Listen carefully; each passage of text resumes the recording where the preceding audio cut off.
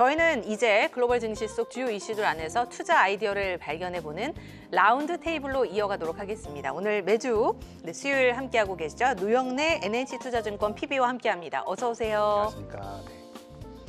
네, 이번 주 한 주 일단 시장이 상당히 좋은 흐름을 보이고 있습니다. 저희가 네. 뭐 아시아 증시 이야기를 하면서 한국 이야기는 하지 않았었는데 그럼요. 네. PB님은 어떻게 느끼고 계세요? 저 저희 포모인가요?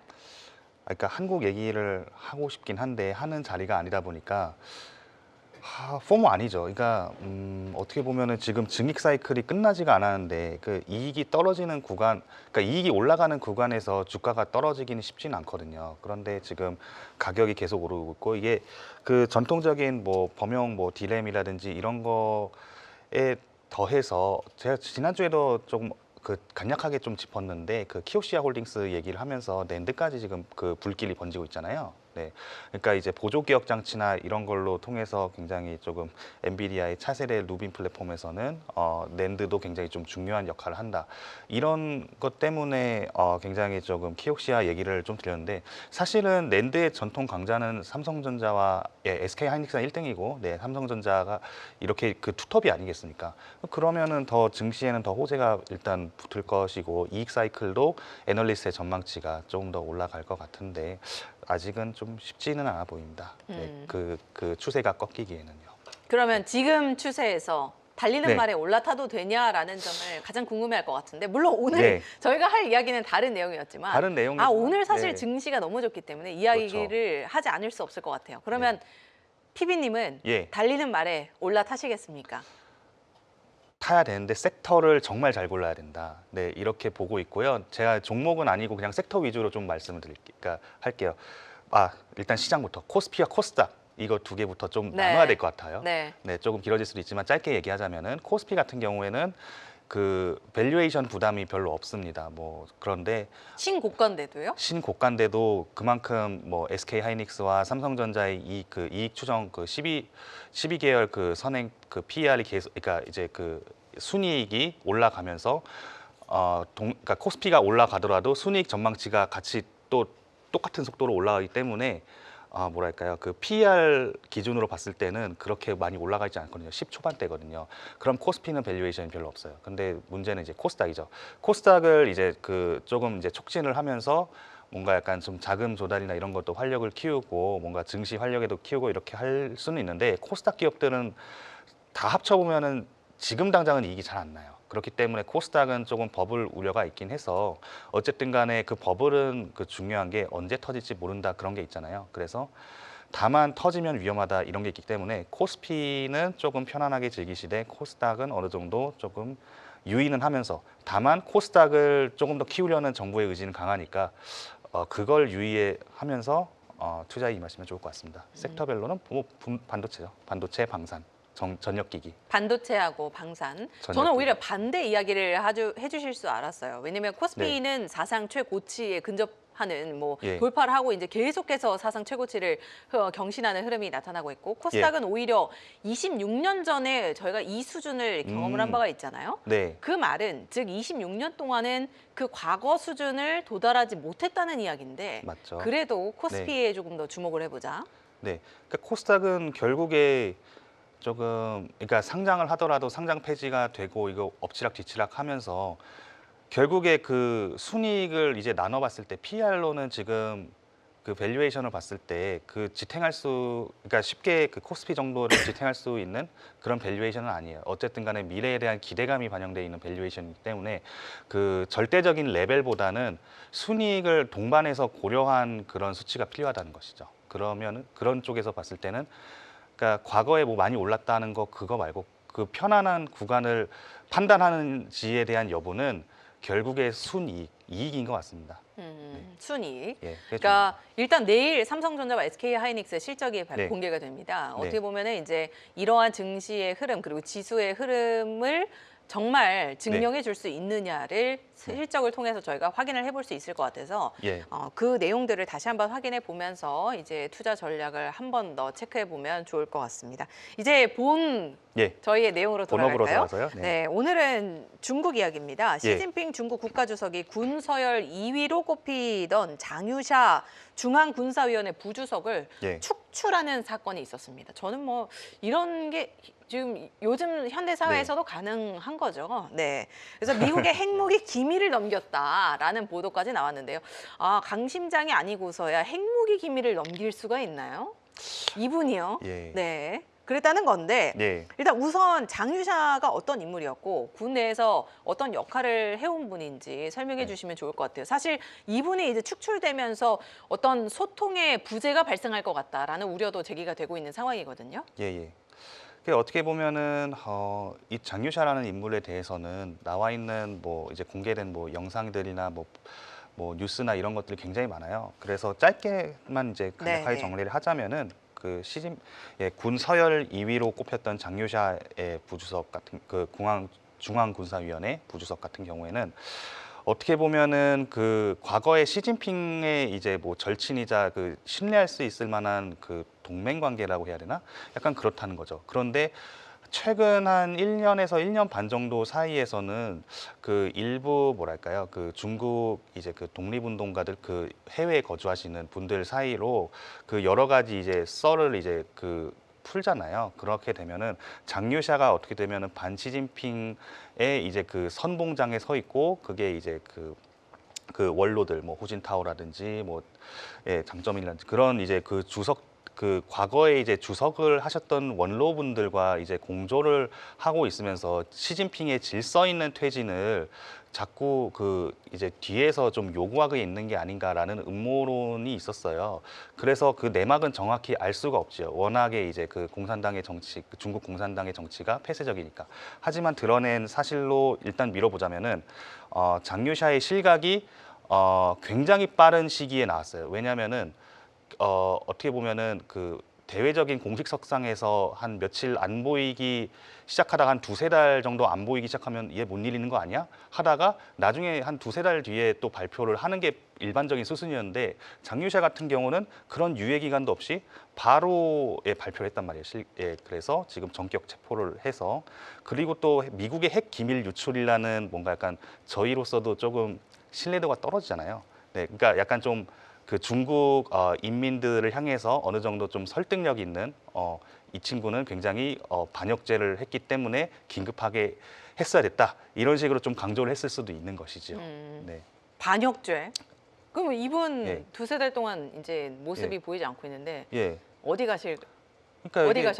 모르겠어요. 그러니까 부패가 아니라 반역죄잖아요. 부패는 그냥 단순히 그냥 대역죄인 아닙니까? 돈을 뭐 갈취했지만 뭐 나쁜 거지만 뭐 경종을 따르자면은 반역죄가 훨씬 더 심각한 죄인 거죠. 그렇기 때문에 뭔가 장유샤라는 그 인물이 부패 일반적인 그 이제 그 숙청 루트인 부패가 아니라 반역이라고 하는 그거에 있어서도 굉장히 뭔가 좀 시사하는 바가 좀 클 수 있다고 봅니다. 저희 이 이야기를 하는데 우리 댓글창에 김서희 캐스터가 장라인 어떻게 되냐고. 저도 장씨거든요. 저도 축출되나요? 네, 일단은 중국에서 이런 좀 정치적인 그 복잡한 분위기가 연출이 되고 있는 상황입니다. 사실 이제 시 주석이 직접 임명을 한 6명의 이제 군 수뇌부 가운데 5명을 좀 정리를 했거든요. 뭐 상당히 이제 마음에 들진 않았나 봐요. 직접 이제 임명을 했는데 그래서 이 사안에 대해서 대만 국방부도 예의주시를 하고 있는 상황인데요. 중국 내부 권력 구조와 대만 정세가 이렇게 복잡한 상황 속에서도 대만은 좀 평온하게 좀 이를 지켜보는 모습이에요. 사실 증시도 그렇고요. 증시도 그렇고요. 저희 지정학적 리스크를 어떻게 판단을 해봐야 될까요? 이게 정말 좀 그 고민되는 부분이긴 한데 그 내부 권력 구조는 일단은 장유샤가 이제 조금 대표적인 그 시진핑의 그 라이벌 느낌이었단 말이죠. 그 최근 보면 그 러시아의 그 푸틴이 있었으면 프리고진 그런 느낌이었단 말이에요. 그런데 지금 그 유일한 이제 그 뭔가 약간 좀 눈엣가시를 이제 성공적으로 이제 날렸죠. 근데 이렇게 되면은 그 역효과도 분명히 부작용도 그러니까 심각하게 있을 거란 말이죠. 왜냐면은 그 중국은 이제 2027년을 어떻게 보면 타임라인으로 설정해 놓고 대만을 어떻게든 좀 통일을 하겠다. 그런 이제 그 야심찬 목표를 설정했잖아요. 그런데 지금 군 수뇌부 그런 이제 리더십이 완전히 붕괴된 상태에서 정말 조금 당나라 군대 이런 식으로 이렇게 전락할 수도 있는 위험을 무릅쓰고서라도 내부 안정을 택했단 말이죠. 그렇게 되면은 첫 번째로는 그 시진핑의 이제 권력 구도가 그 이제 강화를 시킬 수도 있긴 하지만 동시에 불안함을 내포하기 때문에 불안함을 어떻게든 그 다른 쪽으로 돌리기 위해서 대만 쪽의 국지적인 도발을 앞으로 좀 상당히 좀 많이 감행할 가능성이 있어 보입니다. 예. 그리고 또 두 번째로는 지금 장유샤가 어떻게 보면은 쓴소리를 할 수 있는 어떻게 보면 거의 마지막 인물이었는데 그리고 또 대만에 대해서 이제 그 물리적인 공격을 감했을 시 중국은 그럴 만한 약간 역량이 조금 현실적으로 아직은 부족하다라고 쓴소리로 이제 직언을 할 수 있는 유일한 인물이었는데 그분이 이제 숙청을 당했단 말이에요. 그러면 브레이크가 없는 거죠. 그러면은 시진핑이 어떻게 자칫하다가 오판을 내릴 수도 있는 정말 예상치도 못한 오판을 할 수 있는 가능성이 좀 높아지는 겁니다. 브레이크가 없어진 거죠. 브레이크가 없어지니까요. 네. 그러니까 결국에 이제 그 국방력은 약화되지만 동시에 예상치 못한 정말 말도 안 되는 좀 도발이라든지 공격을 감행할 가능성은 높아졌다. 이렇게 볼 수 있는 거죠. 그렇기 때문에 대만 쪽에서는 에이 설마 치겠어라는 그 가능성이 조금 더 높아지는 거예요. 더 불안함은 더 높아지고 어디로 튈지 모르니까요. 근데 이렇게 불안한 상황 속에서도 대만 지수는 사실 연일 그렇죠. 상승세를 보이고 있습니다. 왜 그런 거죠? 제가 이게 그 정말 이해가 안 돼서 뭔가 고민을 많이 하고 네. 오늘 아침에도 다른 펀드 매니저분하고도 세미나를 하면서 좀 물어봤거든요. 결국에는 그 실리콘 쉴드가 작동을 하면서 미국이 아무리 발을 뺀다고 하지만 결국에 TSMC가 지금 가동을 안 하잖아요. 그러면은 엔비디아하고 뭐고 그냥 전 세계 주식시장이 그렇죠. 다 끝장나는 거잖아요. 일제히 마비죠. 예, 일제히 마비죠. 그러니까 그냥 주식시장 그냥 종말을 맞이한다 이런 수준이 되는 거예요. TSMC가 그냥 이렇게 폭파가 되고 중국 손에 넘어가게 된다면은 그런 걸 반영하기 때문에 그 증시에서 에이 설마 하겠어라는 것 때문에 오히려 올라가는 게 아닌가 싶습니다. 네. 어떻게 보면 리스크를 조금 라이트하게 가져가 보는 거죠. 설마 이런 네. 리스크가 실제로 네. 현실적으로 느껴지겠어. 네, 이게 현실화가 되겠어라는 생각을 가지고 있다 보니까 일단 든든한 TSMC가 그렇죠. 버텨주고 있기 때문이 아닐까 싶습니다. 네. 동시에 지금 국방부 이제 중국의 국방부 수뇌부들이 다 날아갔으니까 중국의 국방력은 많이 약해졌겠네. 이런 안도감이 증시에 반영되었을 수도 있고요. 네. 오히려 좀 복합적인 것 같아요. 네, 복합적으로 네. 저희가 이 해당 이슈를 한번 점검해 볼 필요가 있을 것 같습니다. 네. 이와 관련해서 예. 이제 중국에서 이러한 정치적인 그리고 이제 군사적인 이슈가 있었는데 오히려 일본에서는 웃고 있는 섹터가 있었습니다. 예. 바로 방산주였는데요. 예. 이제 방산주가 수혜를 받을 수 있다라는 분석이 나오고 있습니다. 구체적인 근거가 무엇일까요? 예. 그러니까 미쓰비시 중공업 얘기를 드리려고 하는데 최근 일주일은 살짝 좀 빠지긴 했어요. 그런데 일본 방산주가 구조적으로 수혜를 받을 수 있는 이유는 결국에 지금 어제 그 다카이치 사나이가 이런 굉장히 좀 중요한 얘기를 했어요. 여러 가지 이제 잽잽 펀치를 날리면서 중국을 이제 견제하는 얘기를 하지만 중요한 얘기를 어제 했는데 만약에 대만의 유사 사태 상황 발생 시 일본인과 미국인을 구출하겠다. 그런 식으로 얘기를 했어요. 그러니까 이거는 어떻게 보면은 중국 입장에서는 그 전에 이제 발언 강도보다 훨씬 더 센 거거든요. 네. 그러니까 지금 계속 이게 일본은 이제 자위대 이제 규모나 이런 상한선을 이제 해지하고 헌법을 좀 바꾸고 그런 식으로 이제 전쟁 수행 능력을 굉장히 조금 더 쌓아 올리려고 상한선을 해지하려고 굉장히 좀 명분을 쌓고 있는 단계거든요. 고이즈미 총리도 운동하는 모습 열심히 올리고 그렇잖아요. 그러니까요. 네, 운동 많이 하셔야 될 것 같더라고요. 그러니까 좀 많이 헉헉거리시던데 아무튼 이제 강한 일본 앞으로 강한 일본은 아마 한 5년 10년 정도는 갈 것 같아요.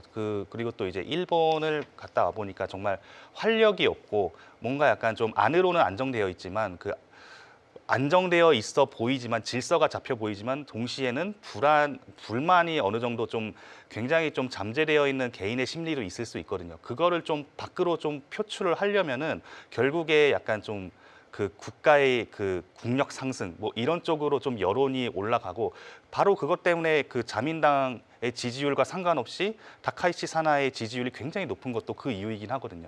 예, 그러니까 이거는 어쨌든 간에 정말 장기간에 걸쳐서 일본은 그 국력을 굉장히 키울 것이고 그 명분 중 하나는 대만을 수호하기 위해서다.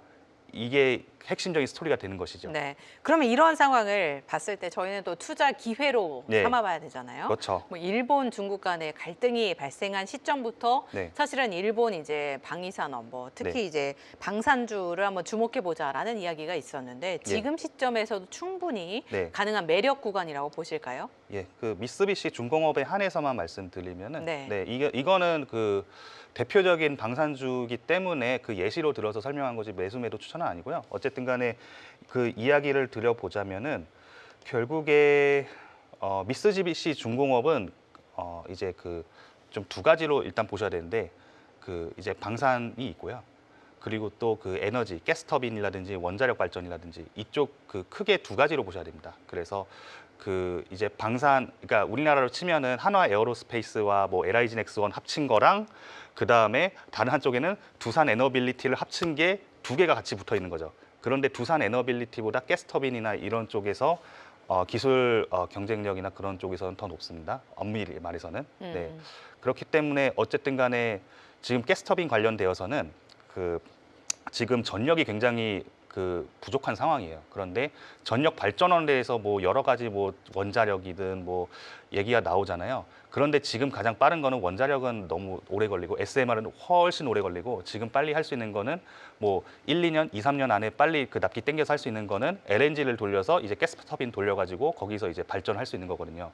그렇다고 석탄을 발전하는 거는 너무 온실가스가 많이 나오잖아요. 네. 그러니까 천연가스를 하겠죠. 거기서 이제 핵심 키 플레이어가 글로벌리 그 3개 있고 그냥 뭐 좋게 보면 5개가 있는데 그 5개 중에 그 이제 두산 에너빌리티가 있는 거고 탑3 중에 미쓰비시 중공업이 있는 것이죠. 네, 그게 포인트가 하나고요. 방산 쪽에 다시 말씀을 드리자면은 그러니까 정말 뭐 종합 선물 세트라고 보면 됩니다. 일본 증시에서 종합 선물 예, 세트. 다 합니다. 예, 그래서 그 특히 뭔가 약간 조금 그러니까 우리나라 같은 경우는 어느 정도 좀 합리적인 가격대 뭐 자주포라든지 뭐 합리적인 가격대 패트리어트 미사일 비싸니까 뭐 천국 나오잖아요. 그런 거 대비해서 볼 때 그 미쓰비시 중공업은 뭐 예를 들어 항공기 엔진이라든지 뭐 전투기 뭐 이런 거라든지 아니면은 패트리어트 미사일이라든지 뭐 그러니까 여러 가지 좀 고급적인 네, 그런 이제 방산들을 여러 가지 갖추고 있고요. 뭐 잠수함이라든지 어쨌든 간에 그 일본 자위대가 그러니까 그 이제 그 첨단 장비를 도입하고자 한다면은 바로 미쓰비시 중공업의 이제 그 수혜를 받는 구조이기 때문에 꼭 보셔야 되는 네, 이쪽 섹터에 관심이 있으시면은 꼭 보셔야 되는 종목이라고 볼 수 있습니다. 일본 방산주를 눈여겨 보신다면 미쓰비시 중공업 눈여겨 보시면 좋을 것 같습니다. 오늘 아쉽지만 이야기는 여기까지 나누도록 하겠습니다. 지금까지 노영래 PB와 함께했습니다. 오늘 말씀 고맙습니다. 감사합니다.